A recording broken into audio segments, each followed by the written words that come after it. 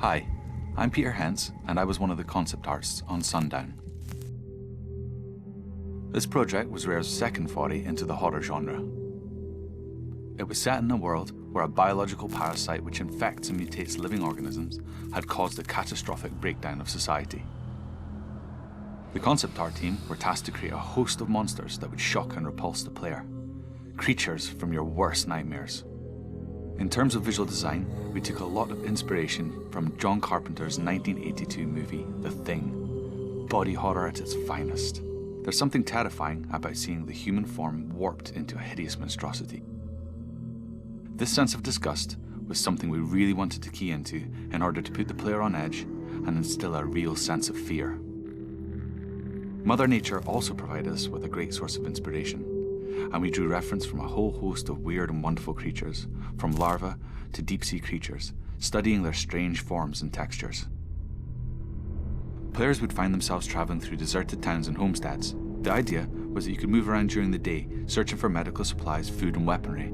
Ultimately, you'd have to find a place that you could fortify and rig with traps, because when the sun went down, these infected creatures would descend in their droves looking for their next victims.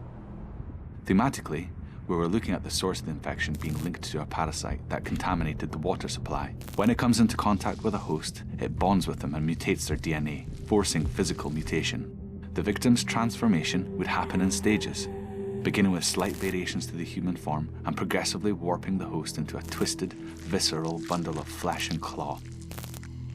The host would take on the characteristics of the parasite: bumpy, translucent skin, tentacles, and sharp, bony protrusions.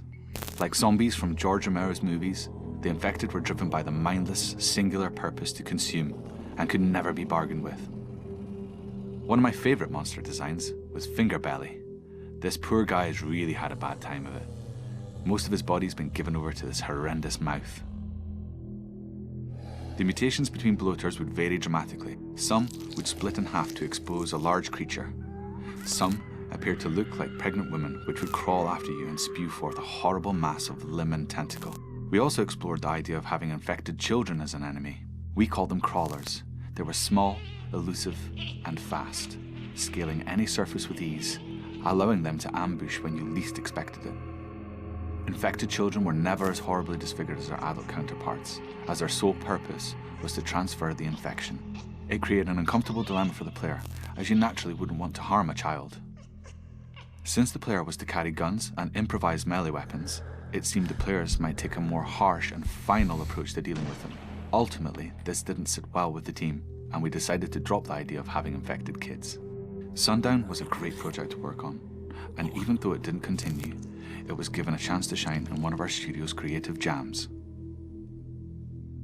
A new team within Rare picked up the idea and created a prototype over a few weeks that showcased some of the survival features.